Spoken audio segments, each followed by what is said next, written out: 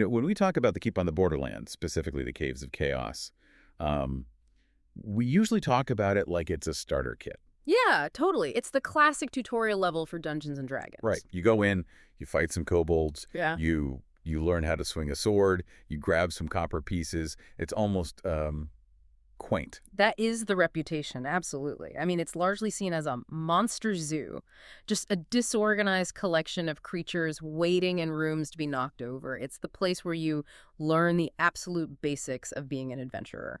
But today, we're looking at the exception to that rule. Yeah. Our mission for this deep dive is Cave J, the Shrine of Evil Chaos. Yes. And looking at the source material you've pulled for this, the original module text, the map notes, the stat blocks, this does not feel like a tutorial anymore. This feels like the dungeon master deciding to just take the gloves off. It's a massive tonal shift because think about it. If the rest of the Caves of Chaos is about resource management, do I have enough torches? Do I have enough hit points? Cave J is about psychological warfare. It is designed, quite deliberately, to punish players for relying on the habits they just learned in the previous caves. Okay, let's unpack this, Yeah. because I want to understand exactly how the game pivots here. The sources describe this area as the Shrine of Evil Chaos. Is that just a fancy name, or does it actually function differently than, say, the Ogre Cave or the Goblin Den? It functions entirely differently. The other caves are tribal. They are chaotic, disjointed, and mostly reactive. The shrine is the organized, intelligent heart of darkness in the module. It's the engine that drives the threat. Okay. When you step into Cave J, you aren't fighting a family of monsters defending their living room. You are fighting a structured religious order with a hierarchy, a defense plan, and a very specific agenda. So our goal today is to walk through this specific dungeon level, room by room, trap by trap. We want to understand the design logic behind it. Why is it built this way? How does it weaponize the player's own expectations against them? Exactly. We need to look at the difference between fighting a wild animal and fighting a trained soldier. Up until now, you've fought tribes. Now you're fighting an organization. Let's start with the approach, because the module is very specific about the sensory details before you even open a door. You're not just walking up a dirt path anymore. The text really goes out of its way to set a mood here. Oh, the environment itself is warning you. The text describes a copse of trees you have to pass through, but they are twisted and bloated. And the rock walls change color. They aren't just gray stone anymore. They have these red strata intertwining with bulging black veins. Bulging black veins. That's visceral. It sounds like anatomy, not geology. It's almost biological, right? It suggests the land itself is infected. The evil here is literally leaking into the soil. And then there's the sound. Or the lack of it. Exactly. It's described as deathly still, except for a faint groaning and a barely perceptible shrill piping sound. That piping sound. Yeah. That is straight out of Lovecraft. That high-pitched, maddening noise. It triggers a very specific fear response. It signals to you that the corruption here isn't just political or social. It's cosmic. It's fundamentally wrong. It sets the stage for a horror movie, not an adventure serial. It tells you, you are small, and what is in here is very old and very bad. So you push through this corrupted landscape, you enter the cave, and you expect, well, usually you expect a guard, an orc with a spear, maybe a goblin sleeping on the job. Instead, you meet the Welcome Committee, the Legions of the Dead. This is the first major subversion you highlighted in the notes, the zombie guards. Now, for anyone who hasn't played older editions of the game, zombies are usually the punching bags of the undead world. They're slow, they always strike last, they're easy to hit. They are fodder, literal cannon fodder. But the designer knows that you think that, so he changes the visual first. These aren't shambling corpses and rags, they are wearing uniforms. Healthy red and black striped uniforms. And they're carrying cleaver-like battle axes. Which implies discipline. These were soldiers, or cultists who died in service. Right. It implies a standing army. But the real nasty surprise is mechanical. The text explicitly states these zombies are wearing amulets of protection from turning. Okay, we need to unpack turning for a second. This is the cleric's superpower, right? It is the I win button for low-level undead. A cleric presents their holy symbol, rolls a die, and usually the skeletons and zombies flee in terror, just crumble to dust. It creates a safety net. You walk into a room of zombies and think, oh, the cleric has this handled. We don't even need to draw swords. And these amulets just break that safety net. Completely. The amulet forces the cleric to turn these zombies as if they were ghouls. Oh, wow. Yeah, and a ghoul is a significantly higher level monster. For a level 1 or 2 party, turning a ghoul is mathematically very difficult, often impossible. So the cleric strides forward, confident, holds up the holy symbol and nothing happens. The zombies just keep coming. The player panics. The party formation breaks. It forces you to engage in melee combat with something you thought you could just bypass. It drains resources, hit points, spells right at the front door. It's a resource tax disguised as a trash mob. And it's not just the zombies, is it? You Yeah. pointed out Area 52, the Hall of Skeletons.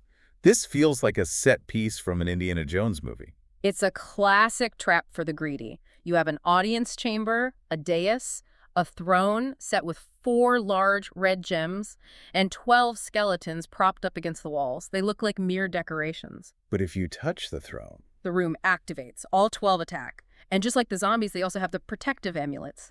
They are much harder to turn. So if your party rushes in for those red gems, you get surrounded by a dozen enemies that you suddenly can't banish. it effectively punishes murder hobo behavior, running in and just grabbing loot, and demands caution. It demands respect. This dungeon demands you take it seriously. If you treat this like a video game where you can just kite enemies around, you will die. Let's move deeper.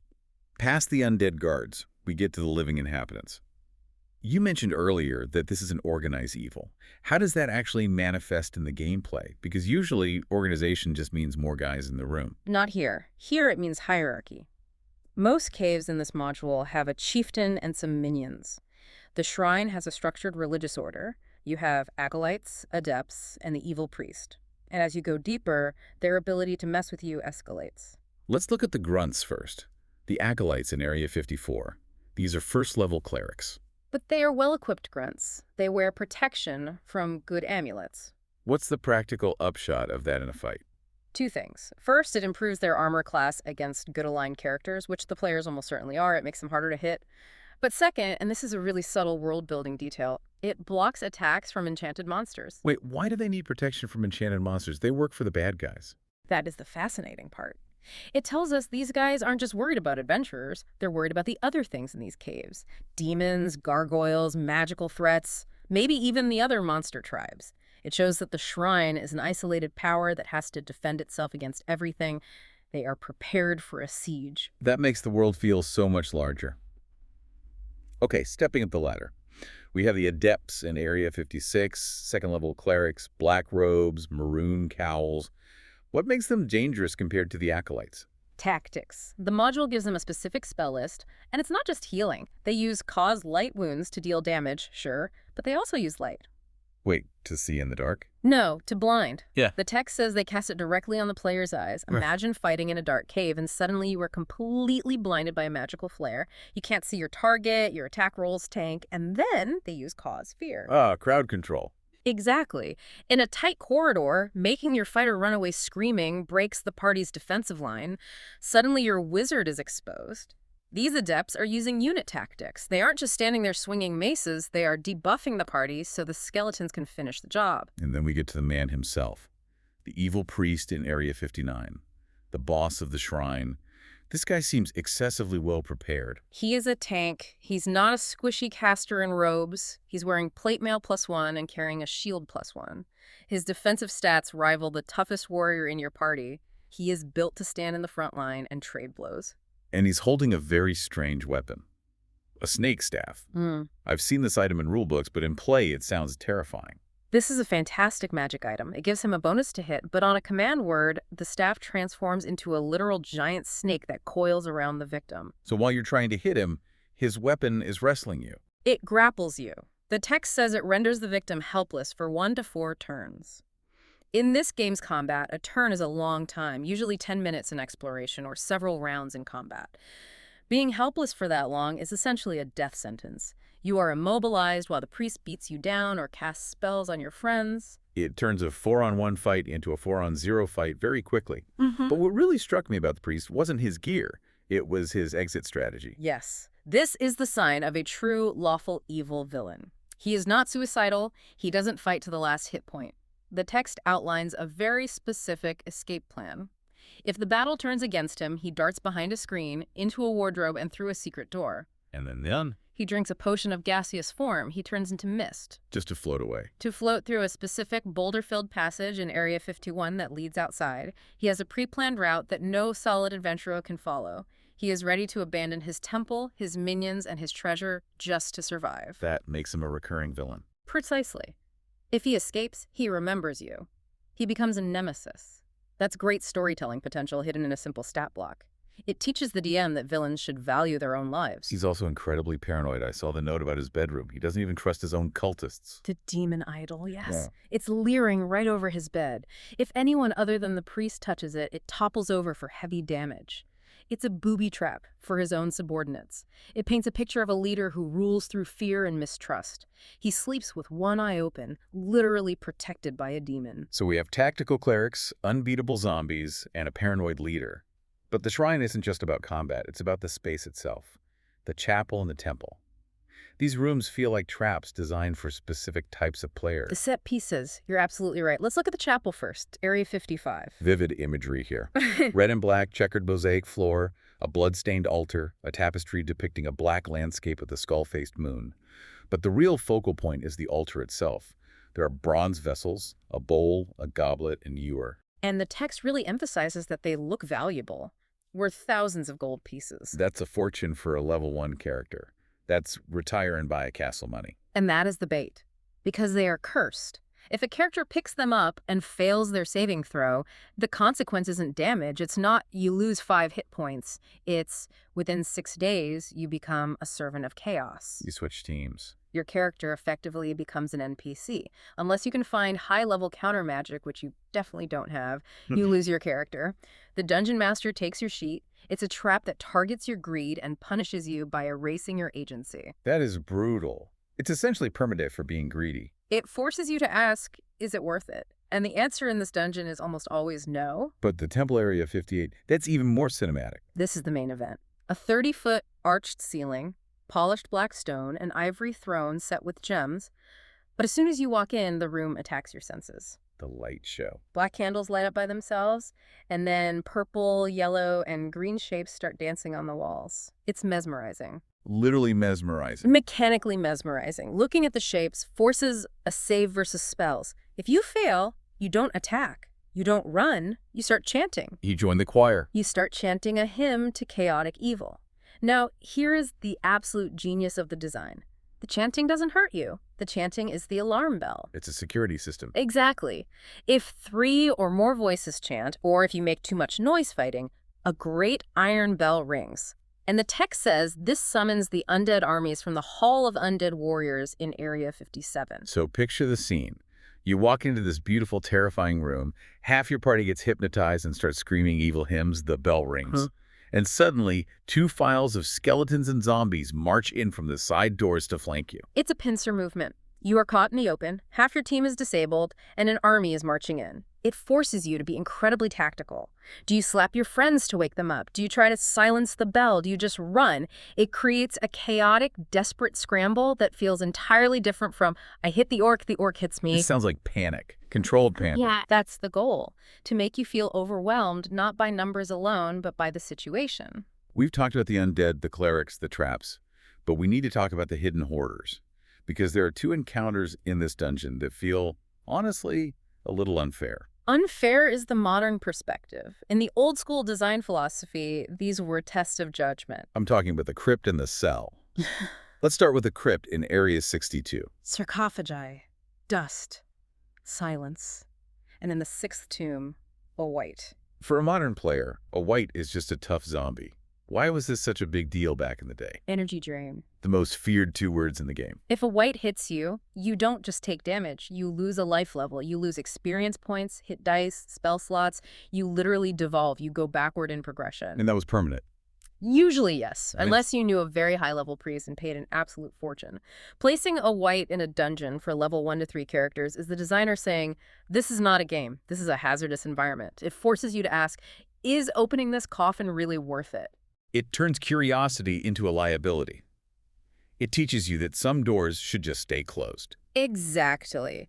It's a hard lesson, but it's one that defines the old-school style of play. You survive by being smart, not just by being strong. But the ultimate subversion, the thing that really defines the cruelty of this place is Area 64, the cell. The fair maiden trap. It's such a setup. You find a locked iron door with a small window. Yeah. You peek inside. You see a woman chained to the wall, scantily clad, hiding her face in her hands. Every fantasy trope ingrained in our brains says rescue mission. It's the damsel in distress. It is a moral imperative to kick down that door and save her. So the paladin kicks down the door, rushes in, and she looks up. And it's a Medusa. It's just mean. It is deliciously mean. It weaponizes your heroism. The text says she was captured by the evil priest, which is an interesting power-scaling detail, by the way. The priest is strong enough to subdue a Medusa.